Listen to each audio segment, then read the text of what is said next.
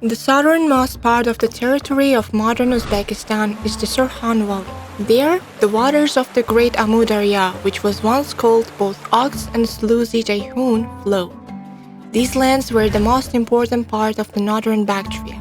In the first, early 3rd centuries, the Kushan statehood spread on its territory.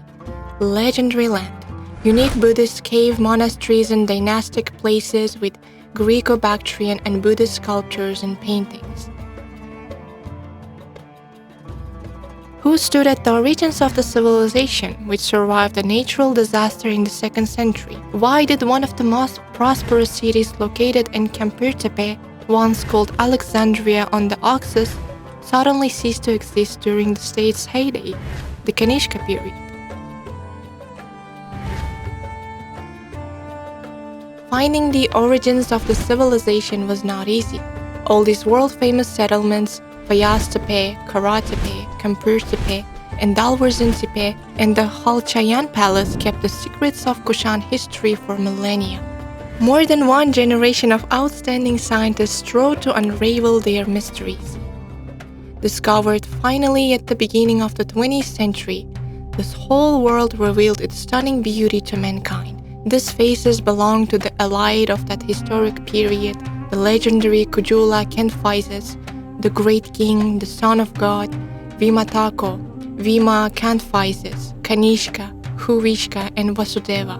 Here they are, visible images of mighty Kushan kings, whose reign made the Kushan Empire reach its peak and become one of the 4 greatest powers of ancient world, along with the Roman, Parthian, and Han empires.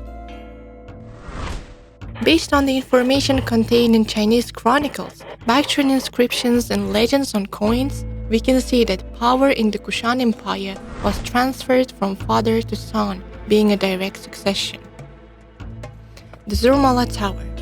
Back in 1926, archaeologists came out with the suggestion that it must have been a Buddhist stupa built with 1,200,000 bricks, which was the first Buddhist site discovered in Central Asia.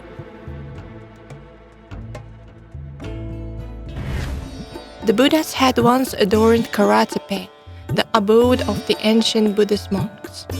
An ancient master spared no gilding for the divine face. In the fall of 1972, a unique bas-relief image of Buddha was found on Fayaz-Tepe, sitting under the sacred Bodhi tree, surrounded by 2 monks. In the dynastic temple of Rabatak located in the modern Afghanistan, one of the found stone slabs contained an inscription with Kanishka's order to create statues in honor of his great-grandfather, grandfather, and father. This fact convinces us that sculptors and painters were needed by kings who understood that nameless masters could highlight the power of their reign greatly. In the Museum of India, the monumental sculptures of Kanishka and his father, Vimikatvize, are kept.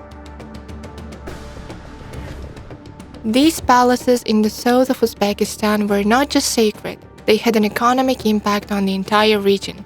Dalwarz's gold, memorable images of the Khalchayan Palace, monasteries and Buddhist temples are all stories of sensational discoveries and acquisitions. This is a vast artistic world that had developed within the Kushan culture, where the faiths of Buddhism are intertwined with those of the Kushan Empire.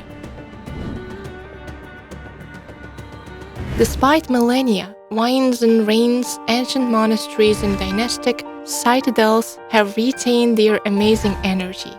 It seems that at sunset a monk would come out of a cell and light his candles in order to once again bow to the great Buddha in this sacred land.